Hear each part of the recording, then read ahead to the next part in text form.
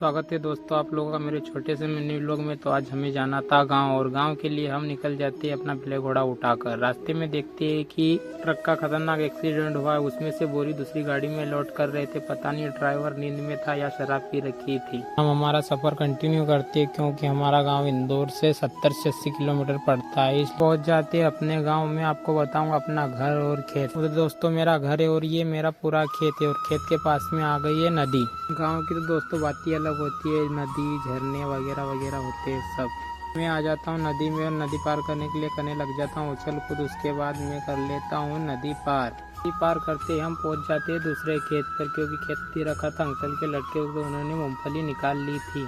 पापा खाने के लिए मूंगफली ले रहे थे और मेरे को बोल रहे थे कि ले ले खाने के लिए। आइए दोस्तों मैं दिखाता हूँ आपको खेत और सीताफल का बगीचा। ये देखिए दोस्तों अपना सीताफल का बगीचा। अभी इसमें सीताफल पकने वाले हैं, तो कम से कम 45-50 पेड़ होंगे सीताफल के अपने पास। लेकिन अभी क्या है कि अंकल के लड़के को रेंट पर दे रखे। आइए अब मैं बताता हूँ आपको सीताफल किस तरह से लगते हैं। ये देखना पीले पीले से हो गए क्योंकि इनका पकने का टाइम आ गया। ज्यादातर अभी सीताफल का सीजन चलेगा। गांव की तो बात ही अलग होती है दोस्तों, हर तरह के फल फ्रूट मिल जाते हैं।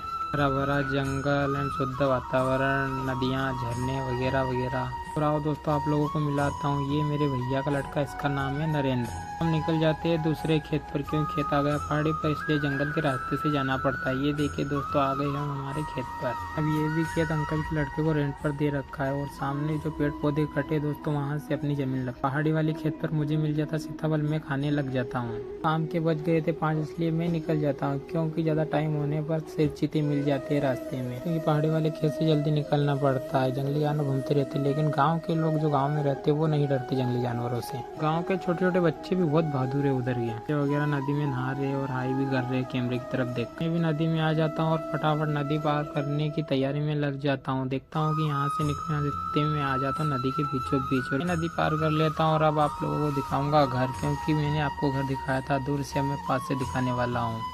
घर के आसपास घास फूसी बहुत ज्यादा हो गई, इसको भी साफ करवाना था। टोटल 4 रूम बने, जिसमें से 2 रूम पर चादर डाल दी और दरवाजा लगा दिया है। घरेलू प्रॉब्लम के कारण दोस्तों घर को अधूरा है बीच